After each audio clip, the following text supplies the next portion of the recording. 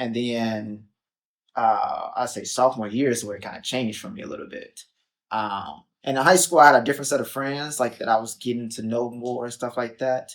I wouldn't say they were like fully solid yet. They were getting there. Yeah. Um, but closer to when we lost my grandma's house, before I moved with my mom, who was out of jail at the time, um, I was in my own backyard, and again, like I was doing crazy things. Like I was like, again, game fights. Get to so many altercations, robbing people. Like we knew who the opposite gang was. Mm.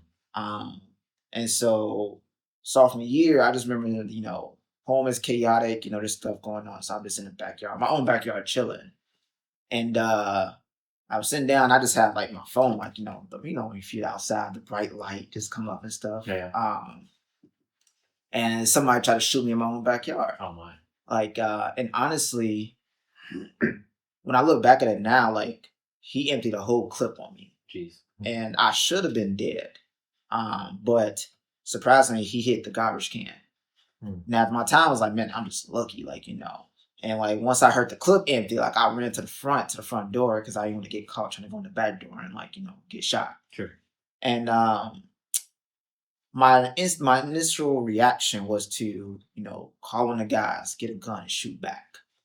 And but while that was like what I wanted to do, it never happened because my dad, my biological dad, he stepped in. And my dad, like, yeah, he know the gang life, stuff like that. He probably done worse than I did. But it was either he was like in full protective dad mode, right? So he's like, either I'm gonna try to kill my son, or I'm gonna go to jail to protect my son so he don't have to do it. And he let me out of sight for like a whole week. And I was like, man, I'll try to get out of sight so many times. I'm just like, but he would not let me out of sight. So he'll like make sure I get back from school. He'll call somebody to pick me up. I'm like, nah, let me go, right? But because he did that, like my anger kind of like slowed down. And I was like, and I had the moment where I'm like, yo, like I could have been dead. Like, how long I want to stay in this?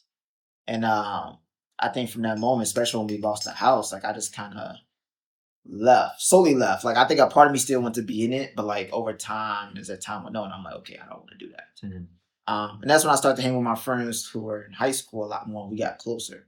We're still close to this day, especially my boy Robert.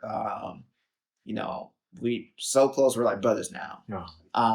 And we at the time we were still idiots, but we weren't like getting into like legal trouble, all the time. We were just doing goofy stuff and here and there. So if we did get in trouble legally, it was more so like just being stupid kids, not gang violence, right?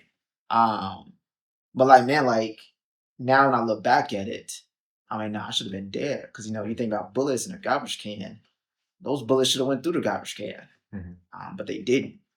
And so now I look back, I'm like, oh my, God saved me, literally saved me from I could have been laid out dead in my own backyard.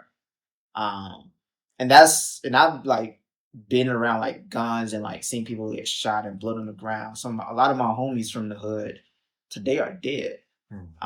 Or dead or in jail or struggling to make ends meet. Or some of them, like two of them are like now just like, okay, I gotta change my life they got kids now.